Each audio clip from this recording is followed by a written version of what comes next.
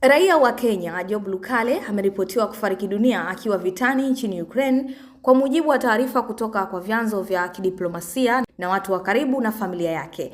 Lukale alidaiwa kuwa ni miongoni mwa wapiganaji wa kigeni waliokuwa wakishiriki katika mapigano makali mashariki mwa Ukraine, eneo ambalo linaendelea kushuhudiwa mashambulizi ya mara kwa mara. Wizara ya mambo ya nje ya Kenya imesema inafuatilia kwa karibu taarifa hizo na imeanza mchakato wa kuthibitisha utambulisho pamoja na mazingira halisi ya kifo hicho. Maafisa wamesema serikali inawasiliana na mamlaka husika nchini Ukraine ili kupata maelezo rasmi na kusaidia familia ya marehemu katika hatua zinazofuata. Taarifa za awali zinaonyesha kuwa Lukale alisafiri kwenda Ulaya Mashariki mwaka jana, ingawa haijabainika wazi ni kwa utaratibu gani alijiunga na operesheni za kijeshi.